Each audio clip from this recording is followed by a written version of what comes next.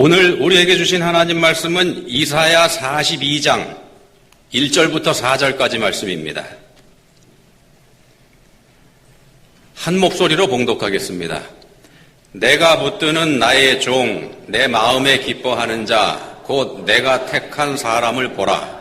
내가 나의 영을 그에게 주었은즉 그가 이방에 정의를 베풀리라.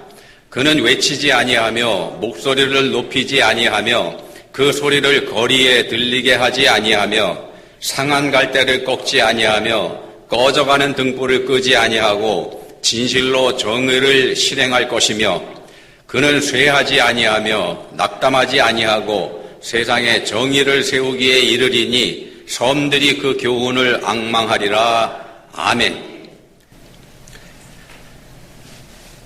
젊은이 두 사람이요. 소크라테스를 찾아가서 이렇게 물었습니다. 선생님, 인생이라는 게 도대체 뭡니까? 뭐가 인생인가요? 자, 이 질문을 받은 대철학자 소크라테스는 대답을 바로 하지 않고서요, 젊은이들에게 날 따라와라 이렇게 얘기를 합니다. 그리고 젊은이들을 데리고 어디로 가는가 하면 사과나무가 심겨 있는 과수원으로 갔습니다. 과수원에 가니까 이제 사과나무들이 줄을 지어서 쭉 심겨져 있었죠. 소크라테스는 사과나무가 심겨져 있는 그 사이길로 들어서면서 젊은이들한테 이렇게 말합니다. 야, 이 통로를 지나가는 동안에 사과나무가 줄지어 서 있는데 여기서 니네 마음에 드는 사과 하나만 골라서 따라. 딱 하나만 따라. 이렇게 얘기합니다. 제일 좋은 걸로. 그리고는 이제 통로를 지나서 끄트머리 가가지고 이 젊은이들한테 물어봅니다. 야, 그래. 마음에 드는 좋은 사과 골랐나? 했더니 한 젊은이가 이렇게 대답을 합니다. 선생님, 한 번만 다시 고르게 해주세요. 제가요, 통로에 들어섰을 때 거기서 좋은 사과를 하나 딱 봤거든요. 근데 더 좋은 게 있을 거다 이렇게 믿고서 그걸 따지 않았는데 오면서 보니까 다 그것만 못하더라고요. 이렇게 얘기를 합니다. 근데 다른 젊은이는 또 이런 말을 합니다. 선생님, 전 반대입니다.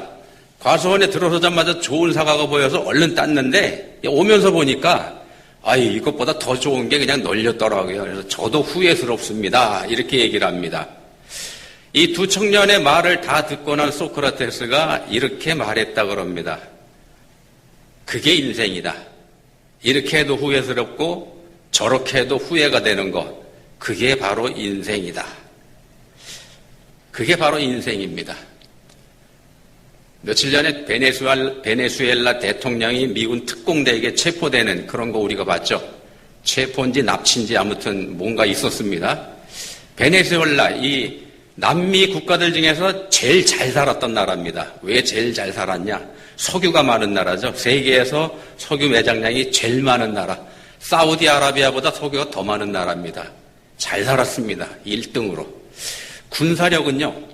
지금도 남미 국가들 중에서 최고다 이렇게 평가를 받고 있습니다. 돈 주고 좋은 거 많이 사다 놨으니까. 근데 문제는 뭐냐? 정치가 잘못됐습니다. 정치가 잘못돼가지고 거덜이 났죠. 나라는 거지가 됐고 전체 국민들의 4분의 1 정도가 고국을 떠나서 딴 나라로 가버렸습니다. 도저히 못 살겠으니까. 이러다 보니까 범죄는 늘어났고요. 마약 수출국이라고 하는 오명까지 쓰게 되고 정치가 나라를 어떻게 망가뜨리는지 보여주는 사례라고 할 수 있는 게 바로 이 베네수엘라의 현실입니다.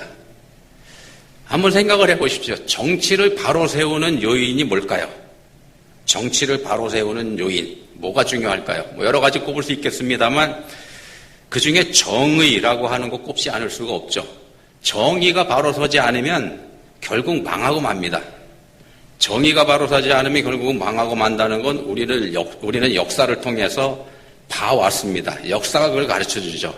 정의라고 하는 게 뭐냐? 사전에서 이렇게 설명을 하죠.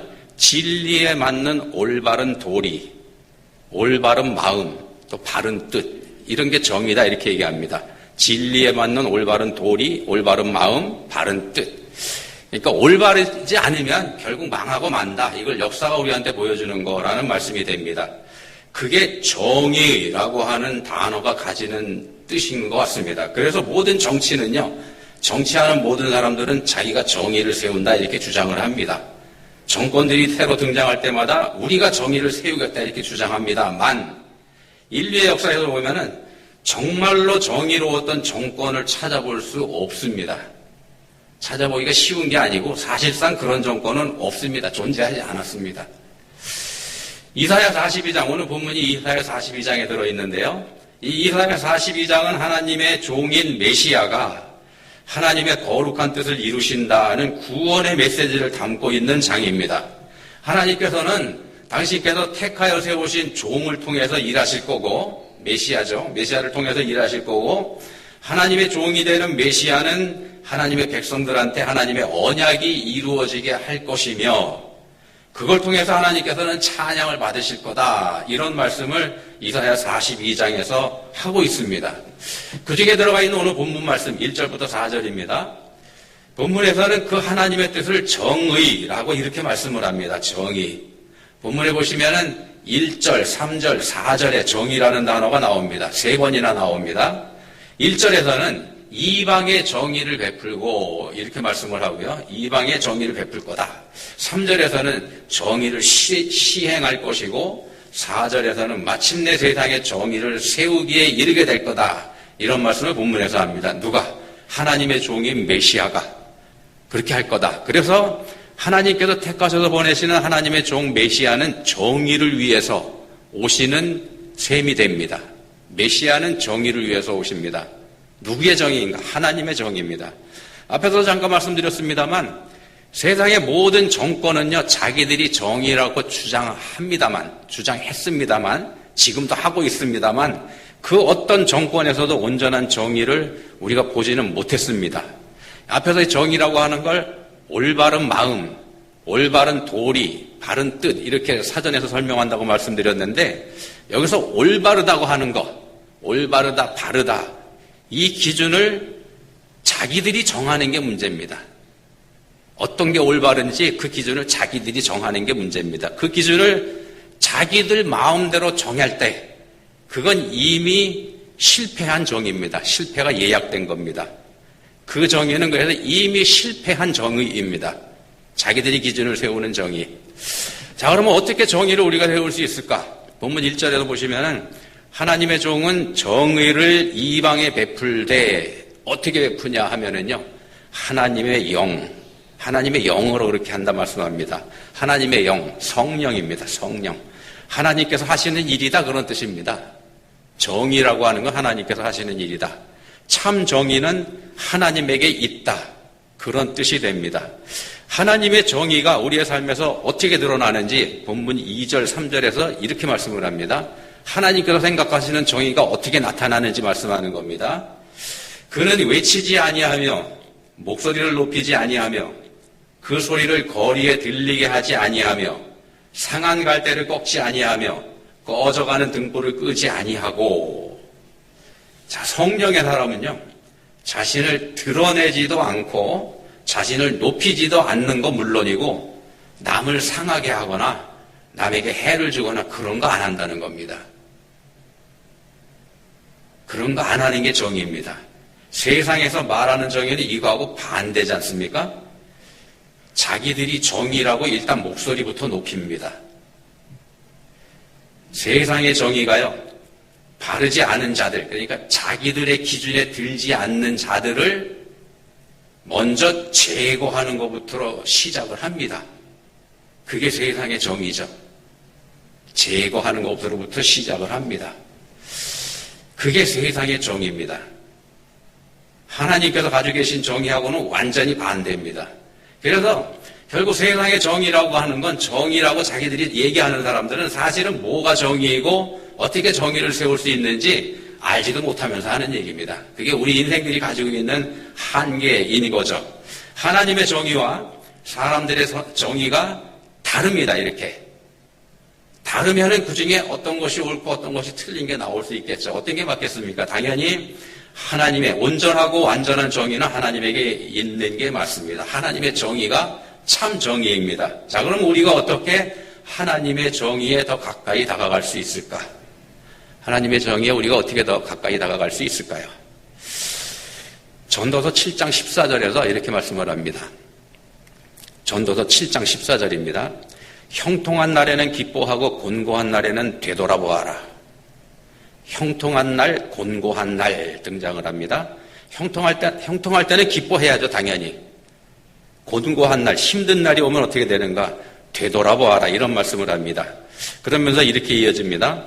이 두 가지를 하나님이 병행하게 하사 사람이 그의 장래일을 능히 헤아려 알지 못하게 하셨느니라. 형통한 날, 공고한 날 말씀하는데 이거 서로 상대되는, 반대되는 뜻이지 않습니까? 우리는 우리 삶이 항상 형통하기를 원합니다만 이 세상의 삶이라고 하는 건 그렇게 되지만은 않는다는 겁니다. 항상 형통하면 좋겠는데 안 그렇다는 겁니다. 필연적으로 우리 삶에 곤고한 날이 찾아오기도 합니다. 이건 어쩔 수가 없습니다. 어쩔 수가 없습니다. 왜 어쩔 수가 없는가?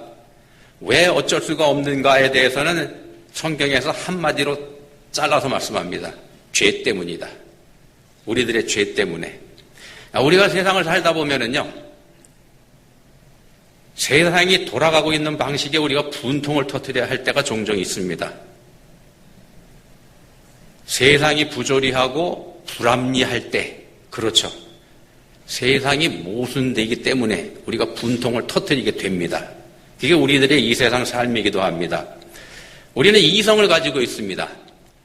생각할 줄 알죠. 이성을 가지고 있는 우리 인생들의 머리는 나름대로 논리적입니다. 우리 스스로 그렇게 생각합니다. 나한텐 이성이 있기 때문에 내 생각은 나름대로 논리다. 논리적이다. 뭐가 바르고 뭐가 그런지 내가 안다. 근데 이 세상에서는요, 그럼에도 불구하고 모순과 비합리가 판을 칩니다. 모든 사람들이 다 나름대로 자기가 가지고 있는 진리의 기준을 가지고 있고 논리와 합리의 기준을 가지고 있는데 세상 돌아가는 거 보면은 모순과 비합리가 판을 친다는 겁니다. 모순과 비합리가 오히려 논리와 합리를 밀어내기도 하는 것, 그게 이 세상의 현실이기도 합니다. 그래서 우리는 이렇게 생각합니다. 나는 논리적인데 세상이 모순이다. 세상이 모순이다. 그래서 불평합니다. 무슨 놈의 세상이 이 모양이냐고. 인류가 처음 살았던 데가 에덴 동산이죠. 에덴 동산은요, 모든 게 갖춰져 있는 완전한 곳이었더랬습니다. 적어도 우리 인류가 살기에게는 전혀 부족함이 없던 곳, 부족한 게 없던 곳, 또 아쉬운 것도 없고 더 바랄 것도 없는 그런 곳이 에덴 동산이었더랬죠. 에덴이 그러면은 그처럼 완전한 곳이었던 이유가 뭐겠습니까? 왜 우리가 에덴은 완전한 곳이다, 부족한 게 없다 이렇게 얘기할까요? 거기에 먹을 게 풍부하기 때문에 그런 얘기를 할까요? 아무 때나 배불리 먹을 수 있으니까. 아니면은 환경이 기가 막히게 좋아서 더운 것 추운 것도 없고 뭐 기가 막히게 좋아서 그런 얘기를 할까? 뭐 그럴 수도 있겠습니다만은요, 사실은요, 에덴 동산이 완전한 이유는 하나님이 거기에서 우리와 함께하고 계셨기 때문에 그렇습니다. 에덴은 조건과 환경이 아니라는 겁니다. 하나님입니다. 하나님이 계시는 곳이 완전한 곳이고 하나님과 함께하는 삶이 행복한 삶입니다. 에덴이 우리한테 주신 메시지가 그겁니다. 이 진리는 지금도 변함이 없습니다. 우리의 행복은 조건과 환경이 아니다. 하나님에게 우리의 행복이 있다. 근데 그 에덴에서 우리가 쫓겨나지 않습니까? 왜 쫓겨나냐? 우리 스스로 내가 하나님이다 이렇게 선언했기 때문에 쫓겨난 겁니다. 우리가 하나님도 아니면서 하나님이라고 말도 안 되는 주장을 했기 때문에 우리가 거기서 쫓겨났습니다. 왜 쫓겨나는가? 하나님이 계시는 곳인데 나도 하나님이다 그러니까 하나님이 둘일 수는 없죠. 하나님은 한 분이셔야 되는데 유일하신 하나님이신데, 자, 이렇게 해가지고 불합리와 모순이 우리에게서 시작이 되는 겁니다. 그렇게 시작이 됐습니다. 에덴에서 쫓겨나서 에덴의 동쪽에 거주하던 사람들 사이에서 첫 번째 불합리로 나타났던 사건이 뭐냐 하면 살인사건입니다. 가인이 친동생인 아벨을 죽입니다. 친동생을 죽입니다. 왜 죽입니까? 가인과 아벨 두 사람이 모두 하나님께 제사를 드렸는데 하나님이 아벨의 제사는 받으셨지만 가인의 제사는 받지 않으셨죠. 왜 가인의 제사는 받지 않으셨나? 왜 받지 않으셨을까요? 가인이 아벨을 죽이기 직전에 하나님께서 가인한테 이런 말씀을 하십니다. 이때는 이제 가인이 아벨을 죽이기 직전이지만 하나님께서 가인의 제사는 받지 않으신 다음 그 사이에 있었던 일입니다. 창세기 4장 7절에서 말씀합니다. 네가 가인입니다. 네가 선을 행하지 아니하면 죄가 문에 엎드려 있느니라. 죄가 너를 원하나 너는 죄를 다스릴지니라. 이런 말씀을 합니다. 이게 하나님께서 이 가인의 제사를 받지 않으신 이유가 되는 겁니다. 여기서 말씀합니다. 네가 선을 행하지 아니하면, 이런 말씀이 있으니까 우리는 이 말씀 보고 딱 생각을 합니다. 아, 가인이 착하게 살지 않았구나. 이렇게 볼 수 있습니다만, 그에게도 뭐 틀린 말은 아니겠습니다만, 이 말씀의 초점은 네가 착하게 살지 않아, 선을 행하지 아니하면 여기에 있는 것보다는요, 이 말씀 자세히 읽어보면 초점이 어디에 있는가 하면은 너에게 있습니다. 너, 가인, 너. 내가 선을 행하지 아니하면 죄가 문에 엎드려 있느니라. 죄가 너를 원하나 너는 죄를 다스릴지니라. 하나님께서 이렇게 말씀하시는 겁니다.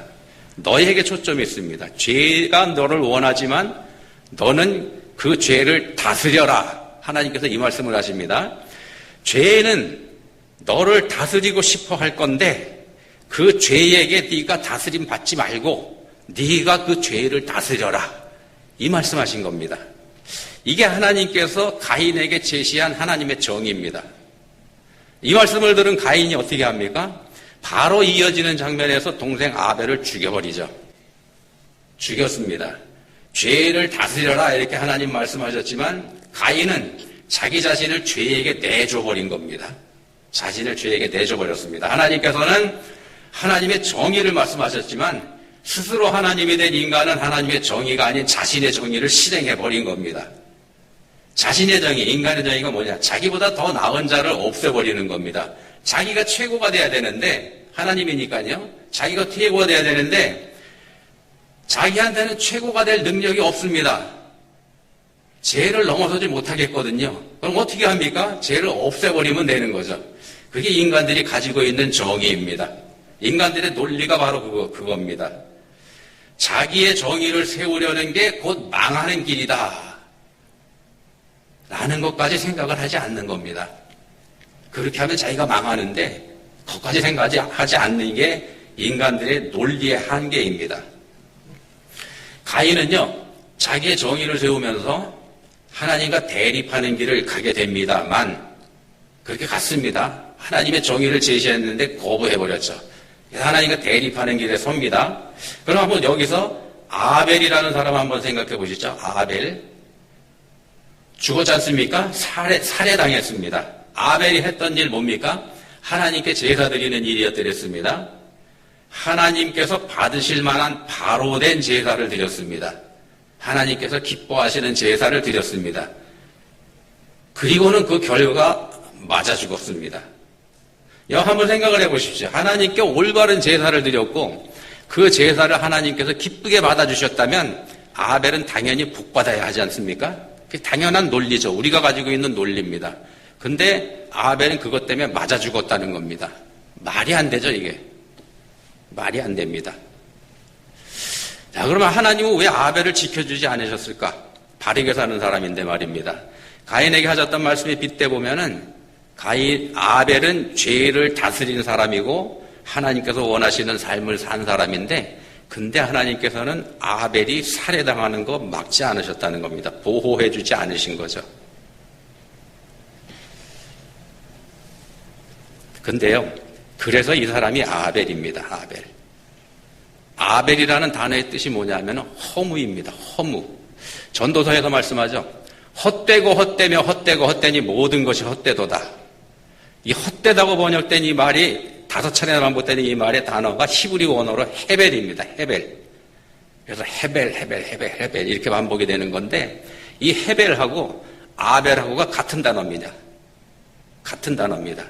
인류 최초의 사망자, 그 사람이 바로 아벨, 헤벨입니다. 하나님께서 인정하신 사람이고 하나님께서 받아주신 사람인데 그 사람이 아벨, 헤벨, 허무입니다. 허무. 그게 인생들의 현실이라는 걸 아벨을 통해서 보여주시는 겁니다. 하나님께 범죄한 우리 인생들의 현실이 바로 그렇습니다. 허무한 겁니다. 한번 생각을 해보십시오. 우리가 죽은 후에 어디 갑니까? 죽은 후에는 천국 아니면 지옥 둘 중에 하나지 않습니까? 둘 중에 하나입니다. 중간에 다른데 그런 거 없습니다. 우리가 죽은 다음에는 천국 아님 지옥 둘 중에 한 군데 갑니다. 그러면 헛되다는 뜻을 가진 아벨이라는 이 사람은 어디에 갔을까요? 우리가 쉽게 생각할 수 있겠죠. 하나님 품에 안겼을 게 분명합니다.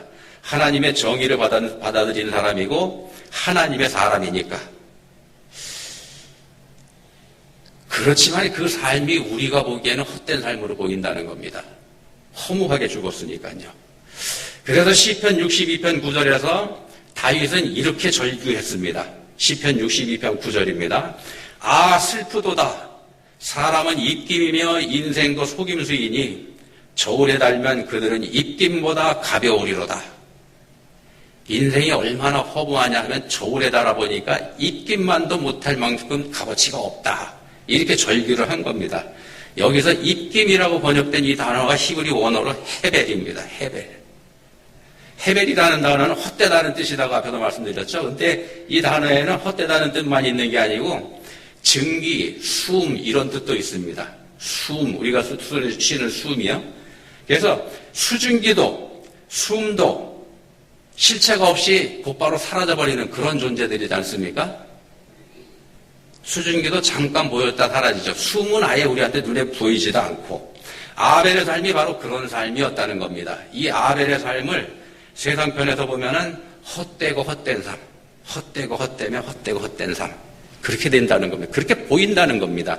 아무것도 아닌 삶으로 말입니다. 근데 하나님께서는 바로 그런 삶을 산 아벨을 받으셨습니다. 다시 말씀드립니다. 그런 아벨을 하나님께서 받으셨습니다.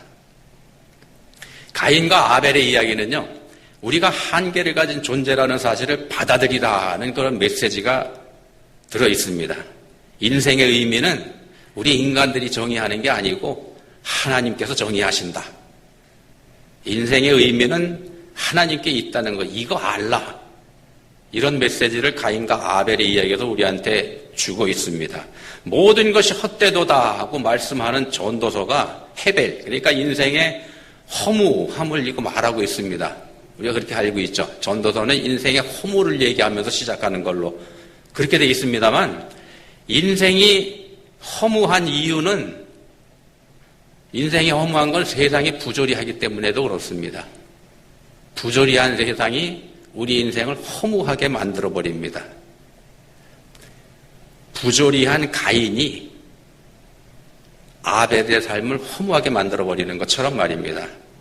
그래서 빌립보 2장에서는 이 세상을 가리켜서 이렇게 말합니다. 어그러지고 거스르는 세상. 이 세상은 어그러지고 거스르는 세상이다. 이렇게 빌립보 2장에서는 이 세상을 규정하고 있습니다. 아벨의 죽음은 이 세상의 부조리를 고발하는 죽음입니다. 선하게 살았던 아벨은 죽고 죄에게 문을 열어준 가인은 오래 살았습니다.